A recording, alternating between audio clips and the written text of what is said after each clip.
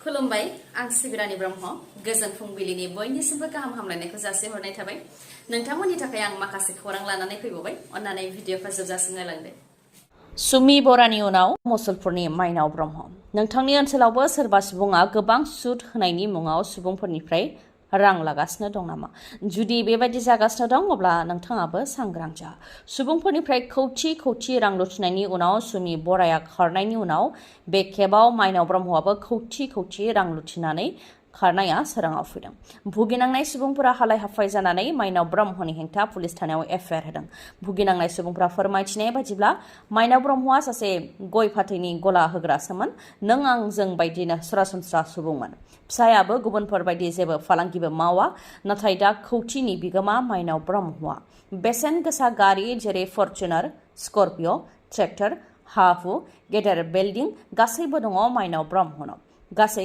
8,000सो सुबुंफोरनिफ्राय खौथि फ्राय 100 खौथिसो रां लुथिदों आरो थांनाय 8 बोसोरनिफ्रायनो रां लुथिबोदों होननानै फोरमायथिदों रांखौ ट्रेडिं खालामो आरो बेंकनो लन होयो बेनिखायनो मुलजों लोगोसे गोबां सुद मोननो हायो होननानै रायजो राजाफोरनो लब दिन्थिदोंमोन नाथाय दा रायजो राजानिफ्राय खौथि रांखौ लानानै माइनाव ब्रह्मजों लोगोसे फिसाय कमिन सोरगियारिया बहाबा खारलांबाय होननानै फोरमायथिदों भुगिनांनाय सुबुंफोरा जाख्ल'नाय गैयै स्लगानजों बिटिसिखौ दखल खालामनाय UPPL सोरखाराव जाख्ल'नाय जादों होननानै सिगांनिफ्रायनो अजद सिखांबोदों बेरेखा दोलोनि अनगायैबो रायजो राजाफोर आरो सोरखाराव थानाय मावथिफोराबो बे अजदखौ होबोदों बिथांमोननि अनगायैबो दा एबसुनिफ्रायबो अजद होदों UPPLनि सानै गेदेर दैदेनगिरिनि सायाव जाख्ल'नायनि अजद होदों उदालगुरि जिल्ला भकतपारा एबसुआ भकतपारा दुलाराय बर' फरायसा आफादा खौरांगिरि मेल हांख्रायनानै फोरमायथिदों दि सर्बानन्द सनवालनि समाव गामि ओनसोलनि मोन 500 गेलेग्रा फोथारखौ जौगाखां होनो थाखाय बिथांखि फैदोंमोन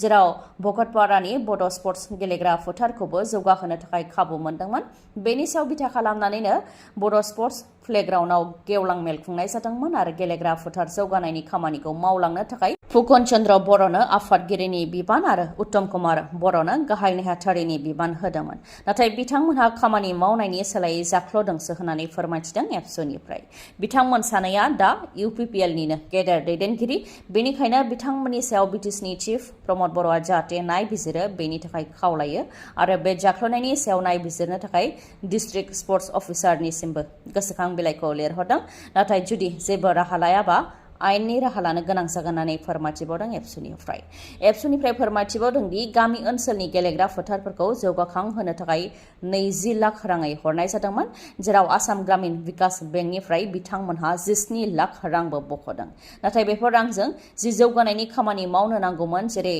हौवा आरो हिन्जावनि थाखाय ड्रेसिं रुम अफिसियेलफोरनि थाखाय ड्रेसिं रुम बाउन्डारि वाल हा खोनाय प्रपार कार्पेटनि खामानि जानो नांगौमोन नाथाय खामानिया जायाखै होननानैबो अजदखौ होबावदों एबसुनिफ्राय UPPL आरो BPF ज' जायोब्लाबो BJPखौ फेजेननो हाया मानोना मोनफ्रोमबो बियाबाव नन STआसो बांसिन बे दाजाब दानख'खौ खालामदों रेवरेवा नारजिहारिया बिटिसिखौ दखल खालामनो थाखाय BJPनि नारा-नाथार नाजानायखौ नुनो मोननाय जादों बर'फोरा जिउ थै होनानै गोलाव बोसोरनिफ्राय बावसोमबोनायनि उनाव मोननाय बिटिसि बा बिटिआरआ गुबुननि आखायाव थांमारगोन नामा बिटिसिखौ दखल खालामनो गोख्रोङै खामानि मावगासिनो दङ BJPनि माखासे दैदेनगिरिफ्रा बेनि मादाव रेवरेवा नारजिहारि बिथाङाबो गोख्रोङै खामानि मावदों BJPआ माबोरै देरहानो हागोन बेनि सायाव दाजाब दानख' खालामदों बिथाङा फोरमायथिदों दि UPPL आरो BPF ज' जायोब्लाबो BJPआनो देरहागोन मानोना मोनफ्रोमबो बियाबाव नन ST बा गुबुन हारिनि सुबुङा बांसिनै दङ UPPL आरो BPF ज' जायोब्लाबो भटारा 50% जाया बेराफारसेथिं BJPनो 10निफ्राय 20% बर'फोरा भट होगोन आरो गुबुन हारिनि सुबुंफोर दंखायो बे लेखायै BJPआनो सोरखार दागोन होननानै बुंथियो रेवरेवा नारजिहारिया बेनि अनगायैबो UPPL आरो BPF ज' जानो थाखाय सावरायनायनि सायावबो बिथाङा बुंथियो दि बिथांमोनहा ज' जानो हागोन ना हाया बेखौ बुंनो हाया हारिनि थाखाय ज' जानो सावरायदोंब्ला मोजां नाथाय गाव गावनि मुलाम्फानि थाखायसो ज' जानो सावरायदोंबा ज' जानो हानाय नङा होननानै बुंथियो रेवरेवा नारजिहारिया IIT गुवाहाटीआव फिन सासे फरायसाया गावनि जिउखौ फोजोबनानै लादों बे दानावनो IIT गुवाहाटीआव सानै फरायसाया गावनि जिउखौ फोजोबनानै लाबाय आरो बे बोसोराव गासै 4 फरायसाया गावनि जिउखौ फोजोबनानै लाबाय बांद्राय मेन्टेल प्रेसार होनायनि थाखायनो बेफोर जाथायफोरा जानो मोन्दों होननानै अथ'रिटिनि हेंथा खुद्रिदों फरायसाफोरा। गासैबो फरायसाफोरानो थाखो खथाखौ एंगारनानै अथ'रिटिनि हेंथा धरना होनाय हाबाफारि बानजायदों। थैनाय फरायसाया IIT गुवाहाटीनि BTech कम्पिउटार साइन्सनि थार्ड इयारनि फरायसामोन। मुङा बिमलेश कुमार। बिथाङा 21 बोसोर बैसोनिमोन आरो उत्तर प्रदेशनि थागिबिमोन। हस्टेलनि खथायाव थैनाय थासारियाव बोखांनो हादोंमोन फरायसाखौ। थैनायनि गुबै जाहोनखौ मिथिनो थाखाय नायबिजिरनायनि खामानिया जागासिनो दङ। बे जाथायनि अनगायैबो थांनाय 9 आगस्टआवबो IIT गुवाहाटीयाव सासे फरायसाखौ थैनाय थासारियाव बोखांनो हादोंमोन। बिथांखौबो हस्टेलनि खथानि सिङावनो थैनाय थासारियाव बोखांनो हादोंमोन। फरायसानि मुङा सौम्या। बिथाङाबो उत्तर प्रदेशनिमोन आरो MTech खालामनाय फरायसामोन। जायगा जायगा जयनिं हाबाफारि खुंदों UPPL दोलोआ। देबोरगाव ब्लक UPPL कमिटिनि बानजायनायाव सरलपारा आरो उल्टापानियावबो जयनिं हाबाफारि खुंदों, जेराव MLA लरेन्स इस्लारि बिथाङाबो बाहागो लादों। सरलपारा बाजाराव बड'लेण्ड सोमावसारनायनि गिबि मुंख्लं सुजित नार्जारिनि मुङाव मेम'रियेल अडिट'रियाम बा गोसोखां न'ब्लां लुनो थाखाय अन्थाइ खाम्फा बेखेवदों MLA लरेन्स इस्लारिया। बे गोसोखां न'ब्लाङाव रायजो राजाफ्रा गुबुन गुबुन हाबाफारिफोरखौ खुंनो हागोन होननानैबो फोरमायथिबावदों। स्मार्ट मिटारनि सायाव रायजो सोरखारा मा राहा लागोन? रायजोआव 69 लाख स्मार्ट मिटार लागायनायनि सोरखारनि जि थांखि, बेनि मादाव 25 लाख स्मार्ट मिटार लागायनाय जाखाबाय।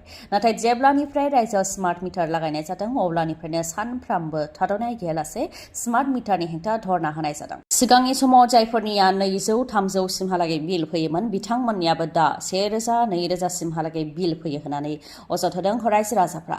अरुणोदय बिथांखिनि गेजेरजों 1200 रां होफ्लानानै स्मार्ट मिटारनि गेजेरजों फिन बे रांखौनो सोरखारा लानानै थांफिनदों बा लुथिफिनदों होननानैबो अजदखौ होयो। बेनिखायनो खुद्रिनाय रायजो राजाफ्रा आखायाव लेम्प, बाथि बायदि लानानै स्मार्ट मिटारनि हेंथा आरो मोब्लिब बिफाननि हेंथा गोख्रों खुद्रिनायखौ दिन्थिफुंदों।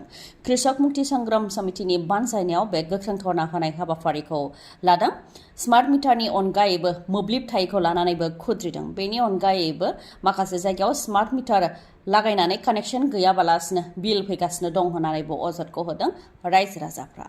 जायनाखि स्मार्ट मिटारखौ गेदेर इन्डास्ट्रिफोर, शपिं मल बायदिफोरावसो लागायनो नांगौमोन, नाथाय बेफोराव लागायालासे दुखुथिया सुबुंफोरनि न'खर न'खरसो स्मार्ट मिटारखौ लागायदों आरो जाहाथे धनी सुबुंफोरनो मोब्लिब होनो हायो बा गेदेर फालांगिरिफोरनो मोब्लिब होनो हायो, बेनि थाखाय गरिब दुखुथिया सुबुंफोरनिफ्राय प्रिपेडनि गेजेरजों सिगांनो बिलखौ लाग्रोदों। नाथाय गेदेर फालांगिरिफोरा उनावसो बिलखौ होयो होननानैबो अजदखौ होयो बा खुद्रिबावो रायजो राजाफ्रा। बिसायख'थिनि थाखाय थाग थियारि जादों GSP राजखान्थि दोलोआबो। बे समाव GSP राजखान्थि दोलोनि थासारिया गाहाम नङा होननानैबो बुंथिनायजों लोगोसे गासै अबर' दैदेनगिरिफोरा जाहाथे ज' जायो बेनि थाखाय खावलायदों घ्यानचाम दास बिथाङा। EM बिबाननिफ्राय बोख्लायजानायखौ लानानैबो खुगा बेखेवदों घ्यानचाम दासआ। जाय सुबुङा सोरखार दादोंमोन बे EM खौनो जोगारदों, बेनिफ्राय देरसिन लाजिनांथाव मा दंबावो होननानै बुंथियो बिथाङा। डक्टर हेमन्त बिश्व शर्माया SP आरो DSP लागायनानै आंखौ एरेस्ट खालामनाय बायदि लानानै खथानि सिङाव बन्द' खालामनानै दोनहैदोंमोन आरो प्रमद बर'खौ सोरखार दानायाव मदद होनो थाखाय बुंथिदोंमोन। बे लेखायै बिनायाव एग्रिकालचारनि EM बिबानखौबो मोननो हादोंमोन। नाथाय एग्रिकालचारनि बा आबाद बिफाननि EMनि बिबानखौ मोनदों अब्लानिफ्रायनो गोबां हुमखि मोनदों होननानैबो फोरमायथियो बिथाङा। लोगोसे EM थानाय समाव बयखौबो समानैनो नायबोदोंमोन। GSPनि सा 50नो खामानि होदोंब्ला UPPLनि सा 50नोबो खामानिखौ होदोंमोन। नाथाय सोरखार दानायाव गुबै महर लाग्राखौनो जोगार हरनाया लाजिनांथाव। बेखौ जुदि आसामाव प्रेस मिट होनायमोन गासै आसाम आरो गासै भारतआनो मिथिगौमोन, जाय UPPLनि थाखाय लाजिनांथाव जागौमोन होननानैबो बुंथिबावो घ्यानचाम दासआ। बिश्वकर्मानि स्पेसियेल अफार लानानै फैदों TVS श'रुमा। गोजोनथाव रादाब, चिरां जिल्लानि बिजनियाव थानाय बागुरुम्बा TVS श'रुमा नोंथांमोननि थाखाय स्पेसियेल अफार लानानै फैदों। बिश्वकर्मा फुजाजों लोब्बा लाखिनानै स्पेसियेल अफारखौ फोसावदों। अफारफोरा जाहैबाय जायखिजाया मटर साइकेल बा स्कुटि बायोब्ला नोंथांमोनहा मोननो हागोन बेसेन नाङालासे गंनै हेलमेट, टेंकि आबुं जाजासे थाव, सिट कभार, फ्लर मेट, लोगोसे स्मार्ट घड़ी आरो जर'खा जोथोब।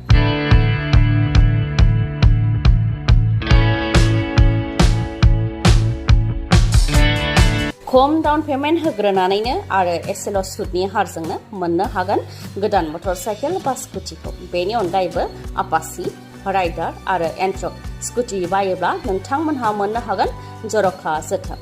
नोंथाङा बे फुजानि समाव गोदान मटर साइकेल बा स्कुटि बायनो सानदोंब्ला गोख्रैनो बिजनिनि बागुरुम्बा TVS शोरूमाव खौरां लादो मानोना बेफोर खाबुआ बारा गोबाव समसिम थानाय नङा बिश्वकर्मानि सिगां टिभिएस कम्पानिनि जायखिजाया मटरसाइकेल बा स्कुटिखौ बायोब्लासो नोंथांमोनहा बे खाबुखौ मोननो हागोन मोजाङै खौरां लानो थाखाय 7002132259 नङाब्ला 8638131734 बे नाम्बाराव खौरां लानो हागोन गोजोन्थों दिनैनि भिडिअआ एसेनोसै गाबोन आरो गोदान भिडिअजों लोगो मोनफिनबावगोन नोंथाङा दासिमबो आंनि चेनेलखौ साबस्क्राइब खालामाखैबा अन्नानै साबस्क्राइब खालामदो लोगोसे लाइक कमेन्ट आरो शेयार खालामनो दाबाव गोजोन्थों